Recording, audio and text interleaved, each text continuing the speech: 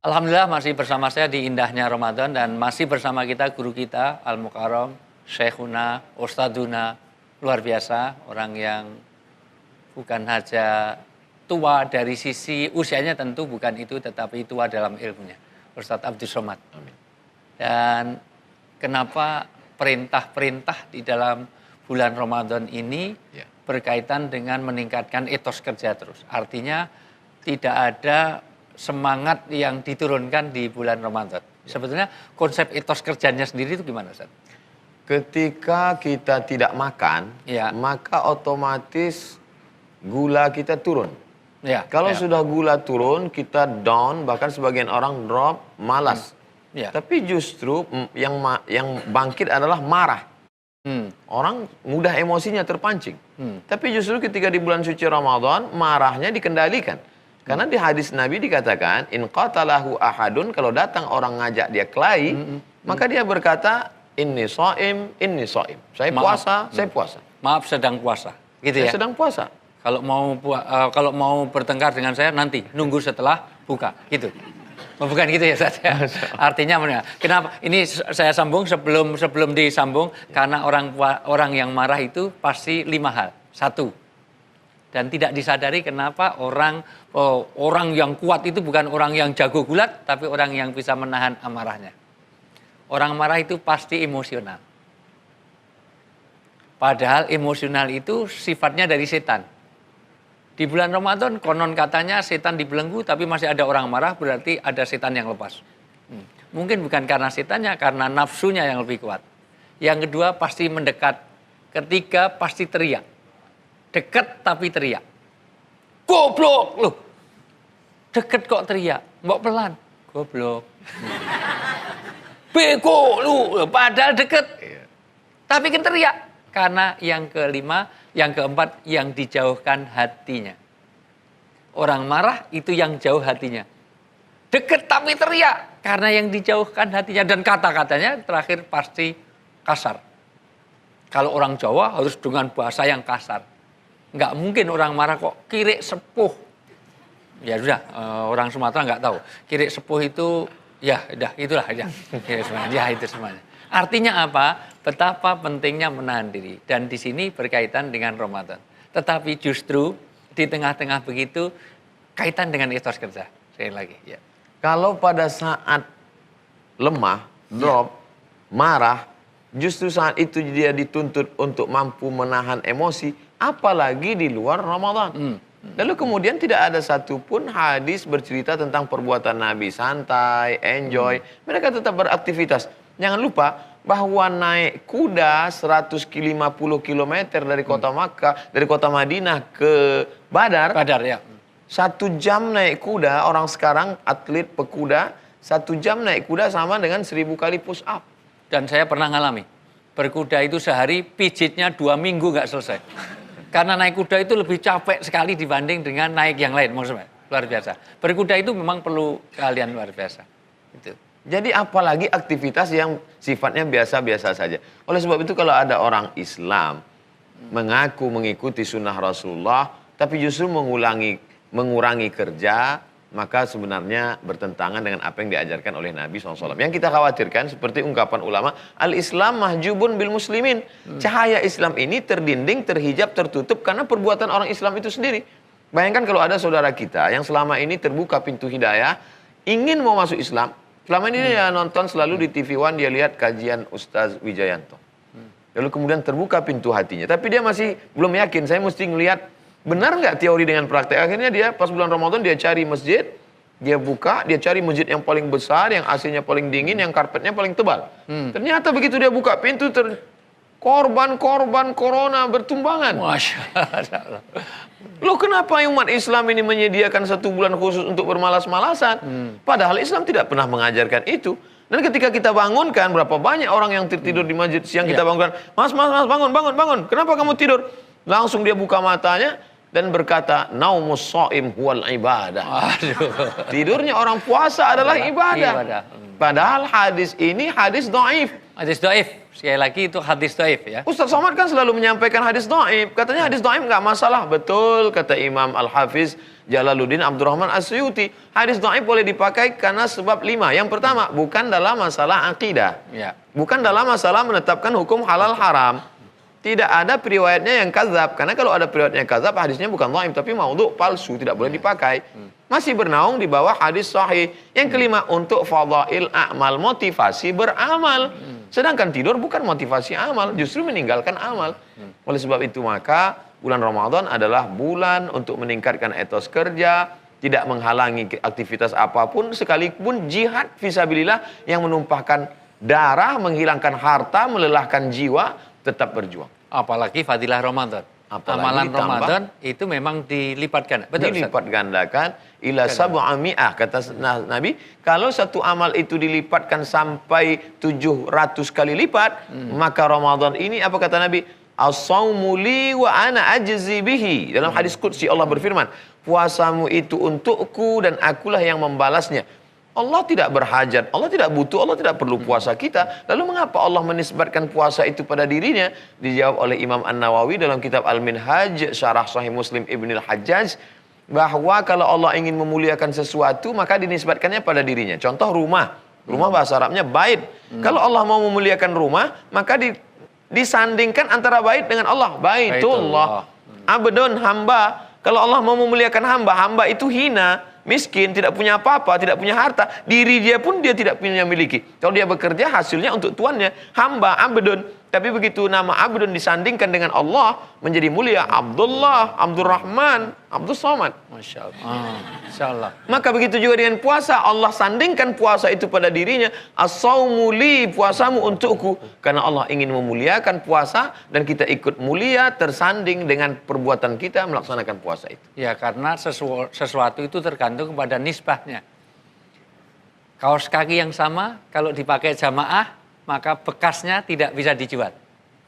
Tapi kaos kaki bekasnya Lady Day, dilelang, harganya bisa ratusan juta. Padahal beli baru lebih murah. Kenapa? Karena bekasnya Lady Day. Allah.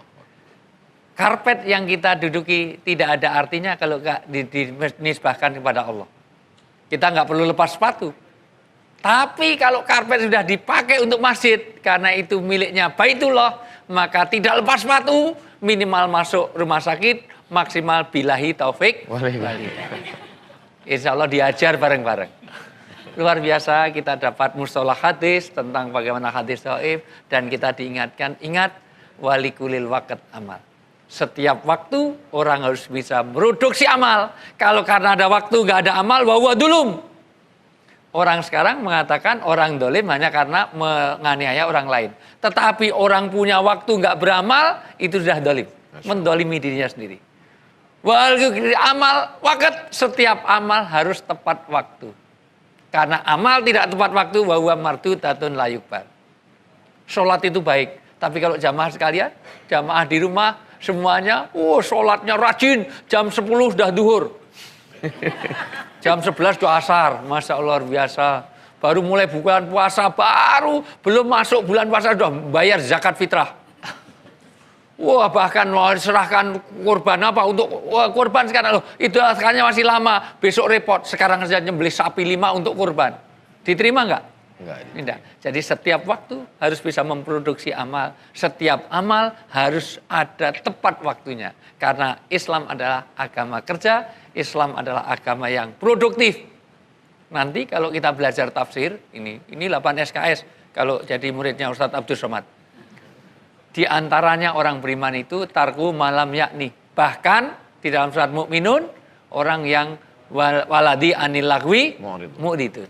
Yaitu orang yang meninggalkan sesuatu yang tidak ada gunanya. Bukan dia itu dosa, tapi nggak tepat. Di Ramadan ini bagaimana kita tepat memilih amal. Maka hari ini luar biasa kita sudah diajari mustalah hadis, diajari bagaimana etos kerja. Jadi jangan tidur terus yang belakang-belakang. Ustadz Abdul Somad masih di sini, sana sudah sampai Sidratul Muntaha. Masya Allah. Tetap bersama saya di indahnya Ramadan.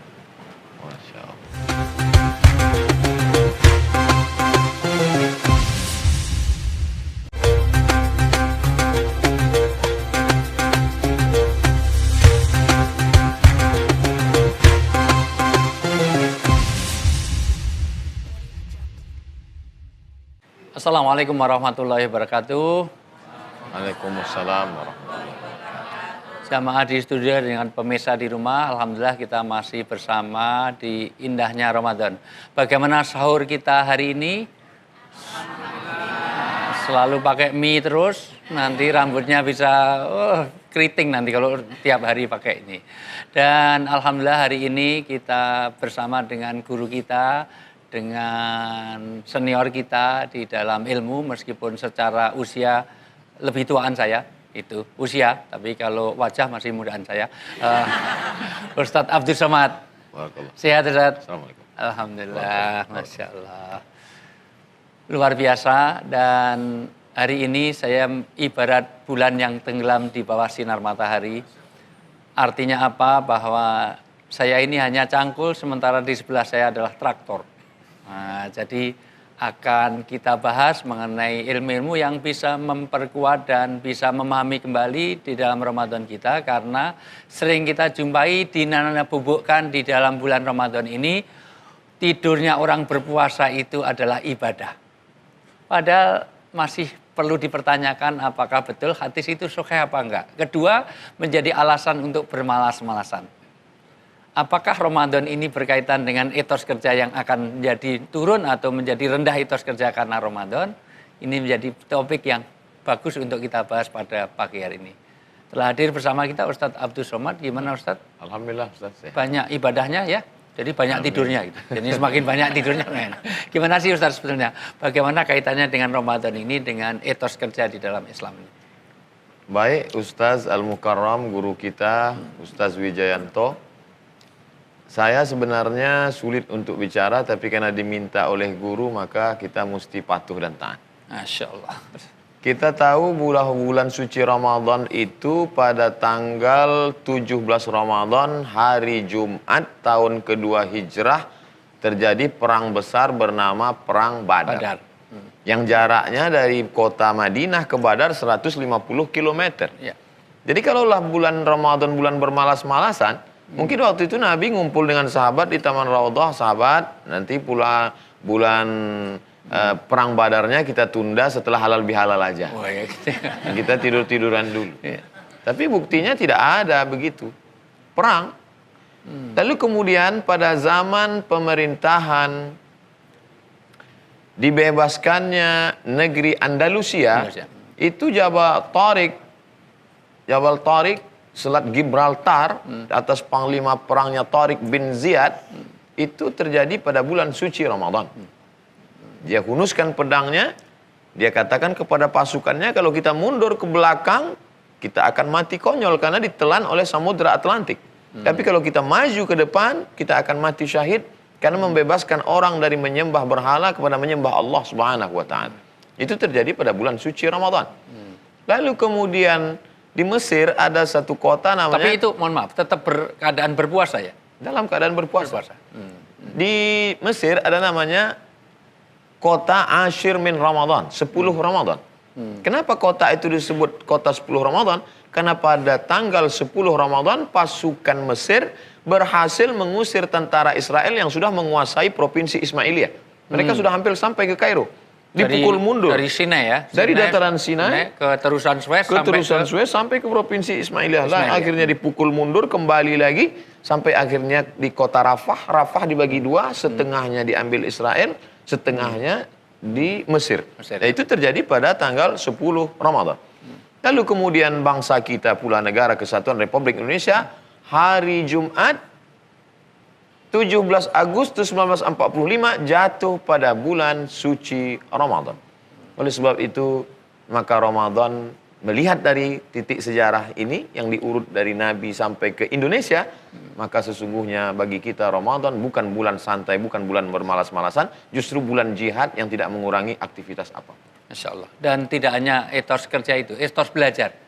Karena saya punya mahasiswa di Gajah Mada, itu punya penelitian bahwa orang yang berpuasa, dan ketika dia tes di bulan Ramadan, di bulan saat dia berpuasa, itu hasilnya, kecerdasannya dan ketelitiannya luar biasa dalam mengerjakannya, bahkan hasilnya jauh lebih maksimal daripada di bulan di luar dia sedang tidak berpuasa atau di bulan selain Ramadan. Dan ini menjadi alasan bahwa tentu sudah dijelaskan oleh guru kita tadi bahwa jangan sampai kita Ramadan menjadi bulan yang menjadi bermalas-malasan. Wal asr innal insana lafi khusr. Orang itu rugi. Ketika apa? Ketika tidak ada iman dan tidak ada amal. Iman dan amal dimanapun disambung. Iman dan amal. Karena iman dan amal soleh itu berbanding lurus. Saya tanya, mohon maaf, iman itu bisa dilihat nggak?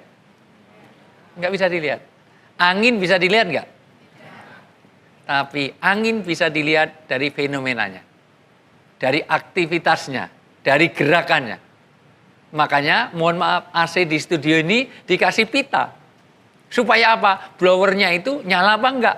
Kalau itu gerakannya banyak, berarti anginnya kenceng. Kalau anginnya kenceng, gerakannya banyak. Pohon kalau gerakannya banyak, maka anginnya kenceng. Sama dengan iman. Iman berbanding lurus dengan amal soleh. Maka kalau imannya kuat, amalnya banyak. Kalau amalnya banyak, imannya kuat. Oh, dia amalnya jelek, tapi imannya kuat. Memang kadang-kadang mencuri, tapi sebetulnya imannya kuat. Dia kadang-kadang memperkosa, tapi imannya kuat. Mungkin nggak? Ternyata iman berbanding lurus dengan amal soleh. Artinya apa? Justru di kuatnya iman itu menunjukkan banyaknya amal. Justru di Ramadan ini harus memperbanyak amal. Begitu paling tidak. Tapi gimana Ustaz? Amal-amal saja yang karena dengan puasa ini yang bisa dilakukan di bulan Ramadan ini, maksud saya, amal apa sih sebenarnya yang harus diperbanyak dalam pengertian untuk supaya kita tidak bermalas-malasan di dalam Ramadan? Justru Ustaz, kalau kita lihat jumlah amal di bulan Ramadan itu semakin meningkat. Yang sebelumnya tidak ada tarawih, menjadi ada tarawih. Yang sebelumnya tidak ada sahur, menjadi ada sahur. Yang sebelumnya orang bermalas-malasan sholat subuh, karena otomatis ketika dia bangun sahur, dia pasti akan menunggu subuh dan pergi ke masjid. Masjid tetap diramaikan. Yang sebelumnya tidak ada memberi makan orang berbuka puasa, tapi kemudian ketika di bulan Ramadan, jadi lebih banyak aktivitas sebenarnya. Aktivitas lebih banyak, lebih kreatif. Justru makannya diminimalisir, makan yang tidak bernilai dikurangi, tapi amal yang bersifat lebih banyak, aktivitas bernilai amal soleh malah ditingkatkan. Kalau kita renungkan dari beberapa aktivitas tambahan setelah datangnya bulan suci Ramadan. Man fattara sha'iman. Siapa yang memberikan buka puasa kepada orang yang berpuasa, maka dia sama seperti orang yang berpuasa. Lalu kemudian bulan suci Ramadan pula sebagai bulan disebut syahrul Ramadan alladzi unzila fihil Qur'an. Maka Imam Malik bin Anas yang biasanya membacakan kitab Muwatta, Imam Malik, maka ketika bulan suci Ramadan Muwatta dia tutup, dia lebih fokus pada menghatamkan Al-Quran. Imam Muhammad bin Ismail bin Ibrahim bin Al-Mughirah bin Bardizbah yang kita kenal dengan Imam Al-Bukhari, kana Al-Bukhariyu khatimal Qur'ana fi Ramadan 60 khataman. Imam Bukhari menghatamkan Al-Quran pada bulan suci Ramadan 60 kali khatam. Karena yang dikejar waktu itu adalah ada sebagian sahabat Nabi menghatamkan surat Al-Baqarah sampai 8 tahun. Karena yang dicari adalah pemahamannya. Tapi di bulan suci Ramadan yang dikejar bukan baca faham, tapi untuk mengejar memperbanyak menghatamkan khatam. Jadi sebenarnya aktivitas ibadah, ritual lebih banyak di bulan suci Ramadan. Ya, luar biasa. Jadi bukannya ritual, karena pesannya juga dalam Ramadan memperbanyak sedekah. Bagaimana orang bisa bersedekah kalau dia tidak punya etos kerja? Artinya apa? Ma la yatimul wajib illa bihi fahuwa wajib. Kita tidak mungkin bisa sedekah kalau kita tidak punya banyak dana, banyak biaya. Maka untuk perlu biaya diperlukan harta. Harta diperlukan kerja. Maka sebetulnya justru etos kerja kita harus meningkat. Latar kabuna tobakon antobak. Supaya kita itu meningkat setingkat demi setingkat. Kata New Kid on the Block, step by step. Jangan kemana-mana, kita lanjutkan step lagi setelah ini. Tetaplah di indahnya Ramadan.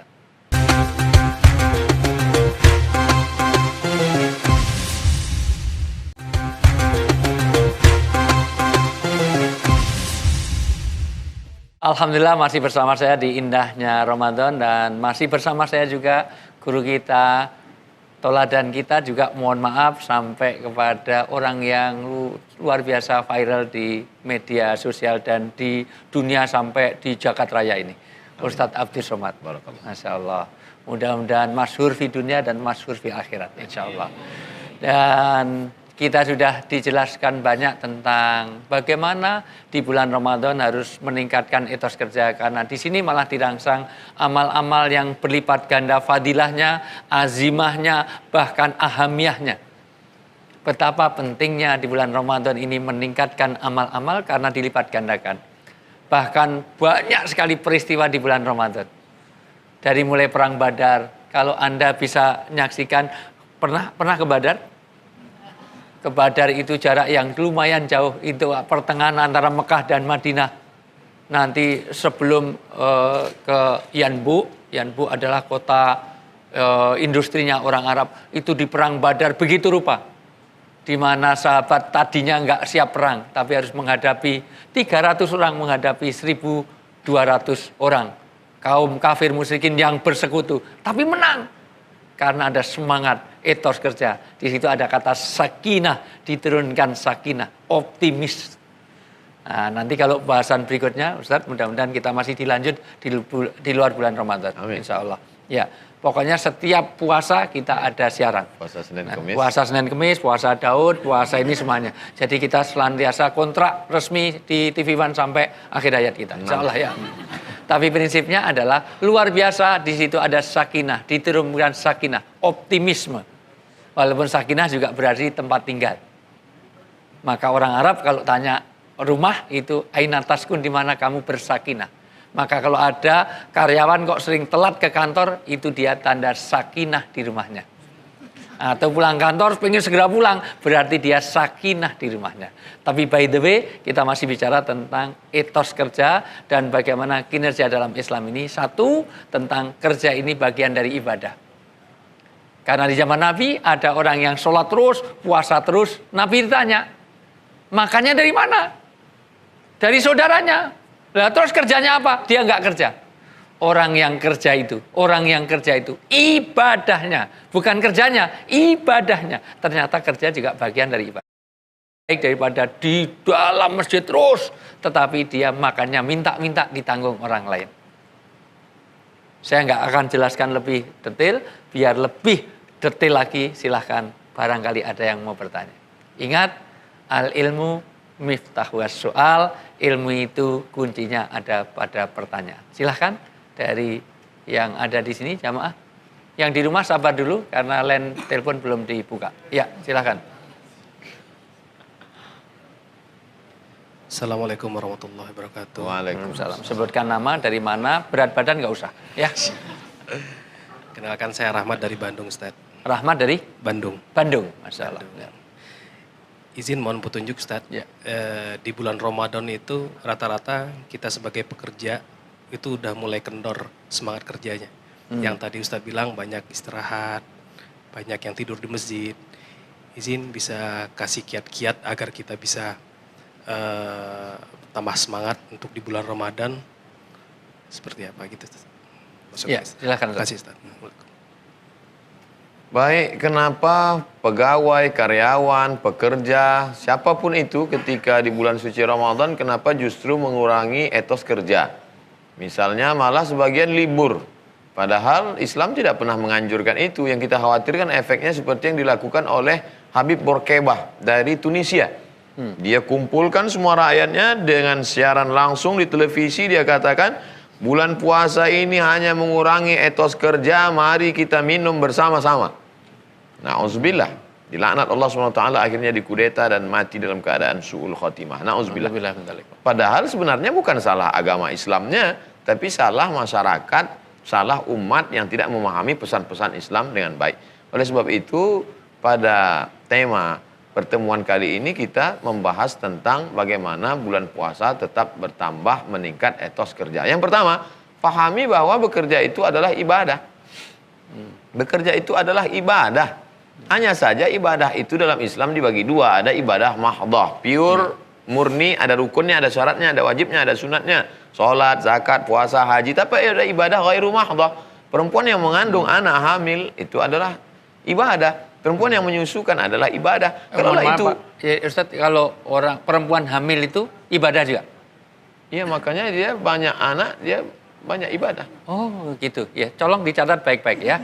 Semakin banyak hamilnya, semakin banyak ibadahnya. Ya, itu bagian dari ibadah. Tapi penting memang, ya betul. Kalaulah perempuan yang husnu taba'ulil mar'ati li zaujiha.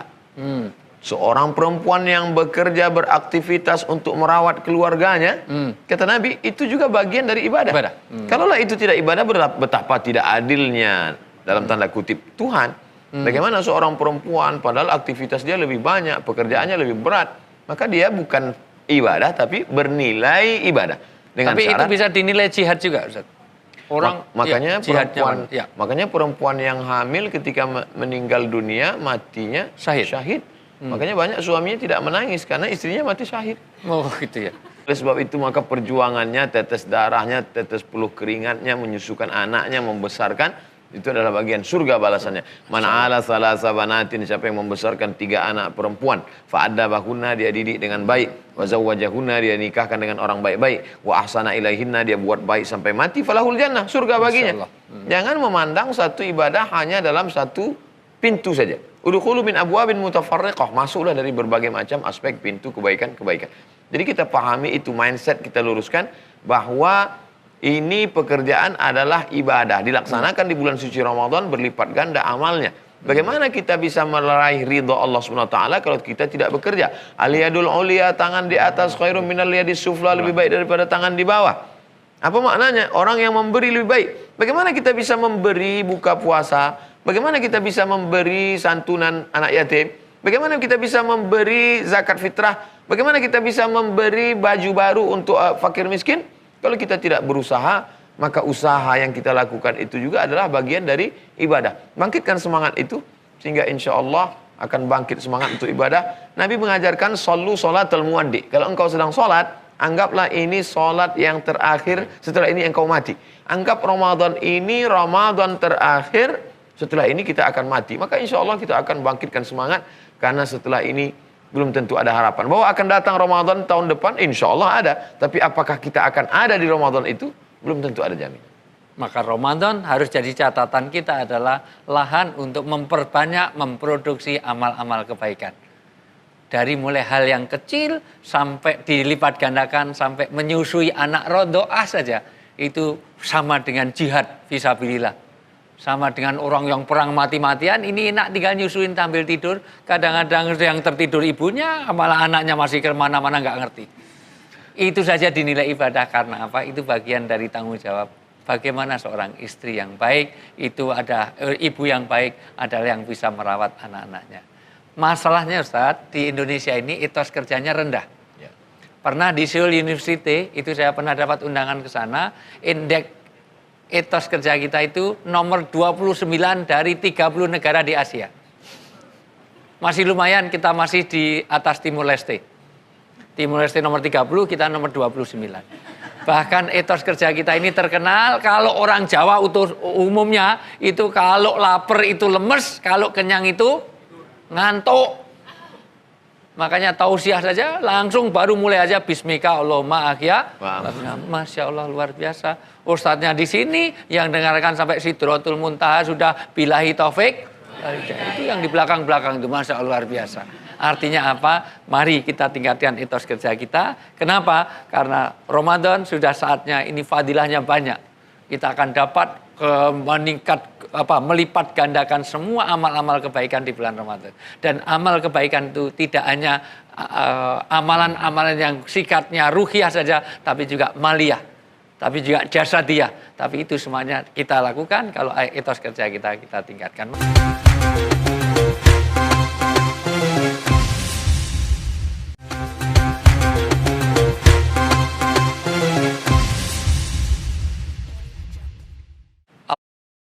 Dan juga hadirin yang ada di studio, alhamdulillah sehat semuanya masih ya? Masih bisa fokus? Kita masih bicara tentang etos kerja. Bagaimanapun juga siapapun kita selaku pribadi, selaku suami, selaku istri, selaku bapak bagi anak-anak kita, selaku ibu dari anak-anak kita, maka kita punya tanggung jawab masing-masing untuk bagaimana memberi kehidupan nafkah lahir dan nafkah batin. Untuk itulah diperlukan etos kerja kita, diperlukan suasana di mana kita harus mencukupi kebutuhan-kebutuhannya. Dan Ramadan tidak selayaknya bukan berarti terus kita tidak ada kegiatan untuk kewajiban itu tidak gugur di bulan Ramadan. Untuk itu gimana Ustadz kita harus bersikap di bulan Ramadan ini? Ya. Di antara amal di bulan suci Ramadan adalah membayar zakat fitrah. Zakat fitrah ya. Orang yang miskin, susah di akhir bulan suci Ramadan, dia tidak punya apa-apa. Ya. Di akhir bulan suci Ramadan, lalu kemudian masuk waktu wajibnya itu ketika tenggelam matahari petang terakhir Ramadan, lalu kemudian mulai masuk 1 Syawal, di situ dia mulai kena wajib membayar. Lalu kemudian setelah maghrib itu orang bayar beras kepada dia, berikan beras, makanan pokok. Lalu kemudian pada waktu malamnya, dia sudah menjadi orang yang mampu. Maka pada saat itu dia sudah menjadi tidak lagi penerima zakat fitrah, tapi sudah wajib membayar zakat fitrah. Apa maknanya? Orang yang fakir sekalipun bisa menjadi mampu. Bagaimana dengan orang yang mampu? Maka dia lebih mampu lagi. Oleh sebab itu maka dengan semangat untuk menjadi orang mampu, dia mesti bekerja. Kita lihat dalam doa ketika keluar dari masjid, Allahumma ftahli, masuk masjid, Allah maftahli abwaaba rahmatik. Bukakan untukku pintu rahmat. Karena memang waktu itu malaikat berdoa, Allah maghfir lahu warhamhu, rahmati dia, rahmati dia, rahmati dia. Ya. Tapi begitu keluar masjid, Allahumma inni as'aluka min fadlik, beri aku rezekimu. Kenapa keluar masjid minta rezeki? Karena memang kata Allah, idza qudiyatis shalah, kalau sudah salat dilaksanakan, fantashiru fil ard, bertebaran di atas muka bumi, wabtaghu min fadlillah, cari karunia Allah. Cari karunia Allah. Urutannya pertama orang kerja. Ya. Ya itu idza nudiya lis sholati min yamil. Kalau kamu sudah dengar azan, kurang Tinggalkan. kerja, terus pergi ke masjid. Setelah dari Fas'au ila masjid, dzikrillah. Wa dzikrillah. Wa idza qudiyatis shalah, Kembali fantashiru fil ard, bertebaran di atas muka bumi, melanjutkan aktivitas bekerja untuk mencari nafkah. Untuk perlu apa? Karena banyak sekali ibadah-ibadah yang tidak bisa dinikmati, dirasakan orang miskin. ya. Man bana masjid, dan siapa yang bangun masjid, banallahu mithlahu baitan fil jannah, dibangunkan untuknya satu tempat istana dalam surga. Siapa yang bisa bangun masjid kalau bukan orang kaya? Ana wa kafilul yatim kahataini fil jannah. Aku dan orang yang menyantuni anak yatim seperti ini di surga. Siapa yang bisa menyantuni anak yatim? Kalau ingin dekat dengan Nabi, ya menyantuni anak yatim. Siapa yang bisa menyantuni anak yatim? Orang kaya. Siapa yang bisa menjadi orang kaya? Orang yang etos kerjanya meningkat. Lalu kemudian ara'aital ladzi yukadzibu biddin. Tahukah kamu siapa itu orang yang mendustakan agama? Kalau mau selamat dari pendusta agama, fadzalikal ladzi yad'ul yatim wa la yahuddu 'ala ta'amil miskin. Membiarkan anak yatim, menyanyiakan fakir miskin, pendusta agama. Bagaimana cara kita supaya bebas dari pendusta agama? Kita mesti mampu. Bagaimana mampu? Etos kerja. Lagi-lagi kita diajarkan suatu ketika ada orang kaya mau meninggal dunia, Nabi menjenguknya ketika dia sakit. Kata dia, ya Rasulullah, anak saya cuma satu perempuan, itu pun suaminya kaya, maka semua harta saya ini ambillah semuanya untuk Islam. Kata Nabi, tidak. Kalau begitu ambil setengah ya Rasulullah. Asyatru, setengah. Kata Nabi, setengah pun tidak. Kalau begitu ambillah sepertiga ya Rasulullah. Kata Nabi, ats-tsulusu katsir. Sepertiga itu pun banyak, tapi Nabi tetap ambil. Lalu apa pesan Nabi di akhir hadis itu? Anta da'a warasataka aghniya. Kau tinggalkan anakmu dalam keadaan mampu lebih baik min anta da'ahum alatan. Daripada kau tinggalkan mereka dalam keadaan miskin, susah melarat, yatakaffafuna 'alan nas, meminta-minta kepada orang lain. Jadi betapa Islam mengajarkan kita menjadi orang mampu, menjadi orang yang membangun masjid, orang menyantuni anak yatim, meninggalkan anak cucu kita dalam keadaan secara finansial mampu. Karena kata Sayyidina Ali, kada al-faqru ayyakuna kufran. Hampir saja kefakiran itu membuat orang menjadi kafir. Ya. Siapa yang menjual suaranya pada saat pileg, pilkada? Siapa yang menjual keyakinannya dengan kaos oblong, dengan mie instan, hanya dengan makan, dengan pakaian, keyakinan dia jual.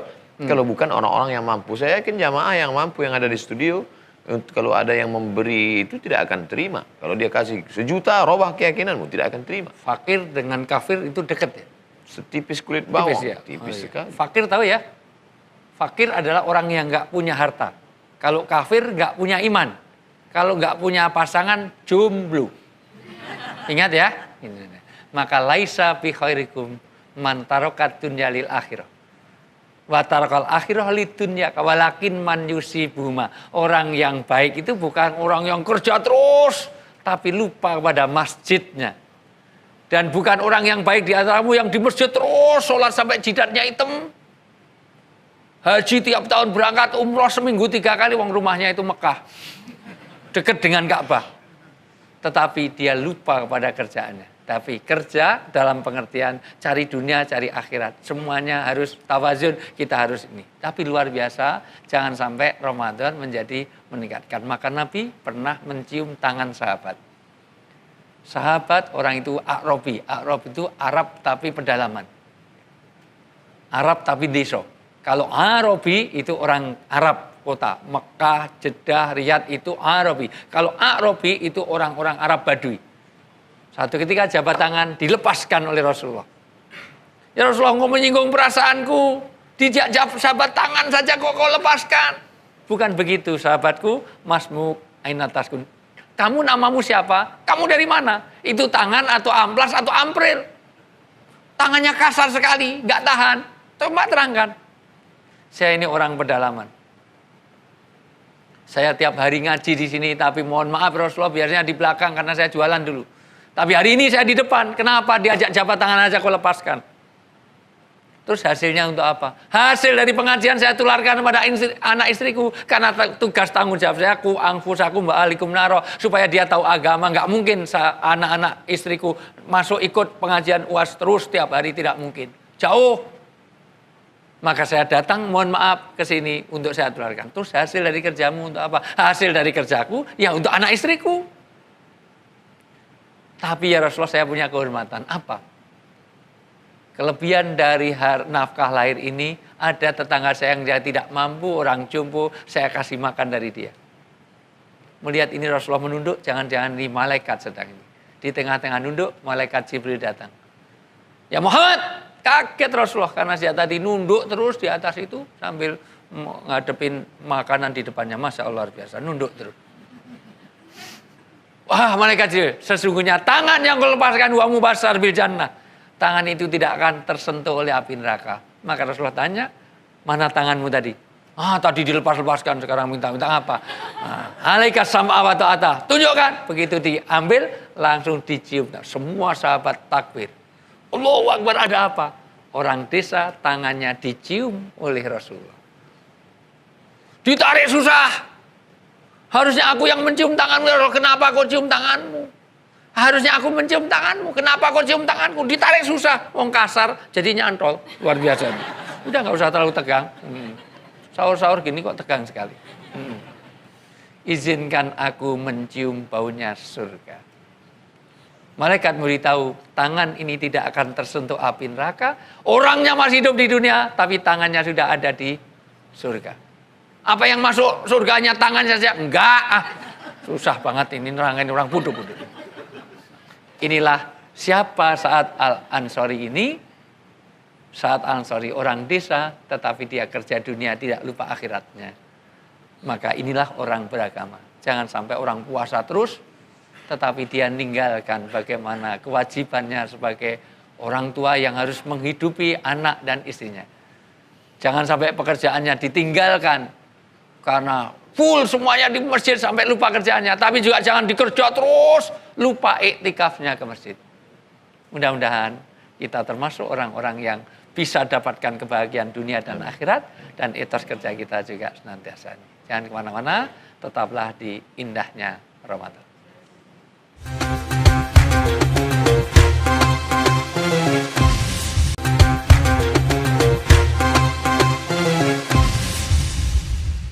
Masih ada lagi? Silahkan. Ya, Ibu. Assalamualaikum warahmatullahi wabarakatuh. Waalaikumsalam warahmatullahi wabarakatuh. Saya Neneng Juria dari Rumah Tapis Himalaya Lenteng Agung. Mohon maaf Ustadz, ingin menanyakan kepada Ustadz berdua. Iya. Yang pertama, kalau bulan Ramadan itu kan kita mungkin auranya melakukan ibadah dengan semangat ya. Iya.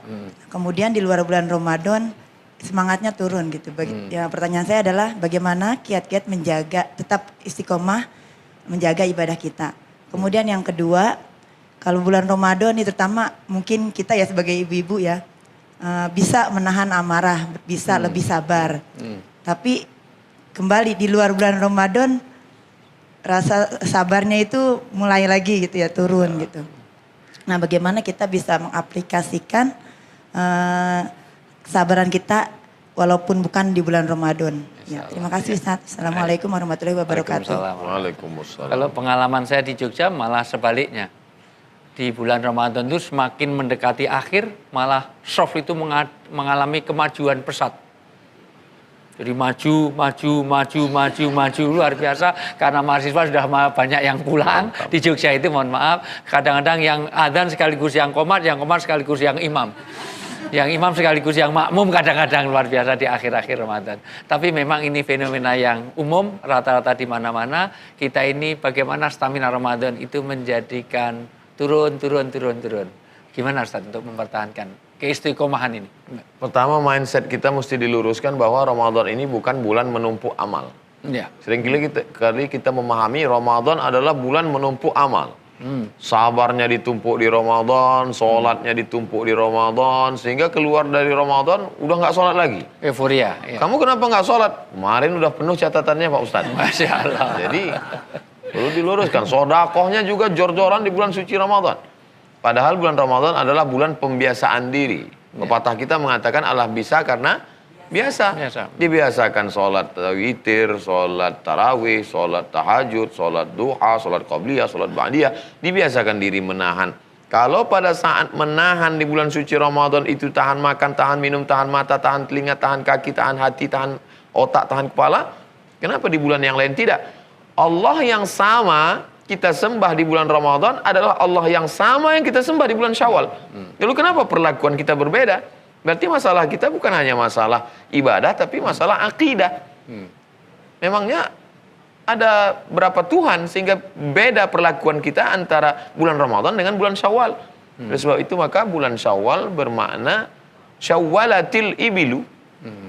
Onta menaikkan ekornya ke atas ketika musim panas, banyak lalar yang mengerubungi hidung onta, maka dia naikkan ekornya ke atas. Orang Arab menyebut syawwalatil ibilu. Syawal artinya naik ke atas, meningkat. Mestinya di bulan suci Ramadan adalah bulan peningkatan. Yang sebelumnya sudah ditata dengan baik di bulan Ramadan, maka pada bulan Syawal dia meningkat. Maka kalau ada orang mengatakan bulan Syawal justru turun ke bawah, maka dia tidak layak menyebut satu Syawal, maka dia sebut saja bulan Juni. Ya, turun. Ya, turun, jatuh. Ya. Oleh sebab itu maka kita berharap supaya pertama kita luruskan pemahaman bahwa Ramadan bulan bukan menumpuk amal tapi bulan penempaan diri. Sehingga keluar dari situ kita akan sudah terbiasa dengan amal-amal yang sudah kita laksanakan di Ramadan. Dan jangan euforia. Sehari nggak makan minum, begitu buka puasa langsung euforia. Makanya bakso, soto, siomay, rujak, lote semuanya masuk sampai mentok di leher.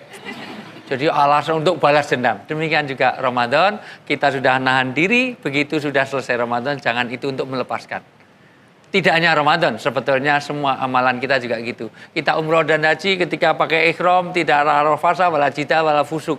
Ada orang itu menahan diri, wah digoda diem aja begitu, tahalul langsung mukul. Bos kenapa? Sudah saya tahan sejak tadi. Begitu sudah tahalul langsung mukul. Ramadan adalah bulan tarbiyah. Ramadan adalah etos kerja yang harus ditingkatkan. Ramadan adalah bulan untuk bagaimana membuat membuat diri kita itu tarbiyah ruhaniyah supaya betul-betul Ramadan ini sekolah untuk membuat pribadi yang mempesona. Untuk itu Ustaz mohon doanya, mudah-mudahan Ramadan kita menjadi Ramadan tidak hanya dapat haus dan lapar saja. Insyaallah. Silakan. Allahumma ja'al hadha syahral mubarak, jadikan bulan yang penuh berkah ini menjadi berkah bagi kehidupan kami dunia dan di akhirat ya Allah. Amin. Allahumma barik lana fi amwalina, berikan berkah pada harta yang kau titipkan pada kami. Amin. Allahumma barik lana fi arzaqina, berikan berkah pada rezeki yang kau berikan pada kami. Amin. Wa barik lana fi auladina wa ahlina, berikan berkah pada keluarga dan anak cucu keturunan kami. Wa barik lana fi kulli ma a'taitana, berikan berkah pada semua yang kau anugerahkan pada kami. Allahumma ja'alna salimin, jadikan kami orang-orang yang selamat fid dunya wal akhirah. Wa sallallahu ala sayyidina Muhammad wa ala alihi washabbihi wasallam walhamdulillah rabbil alamin. Barakallah.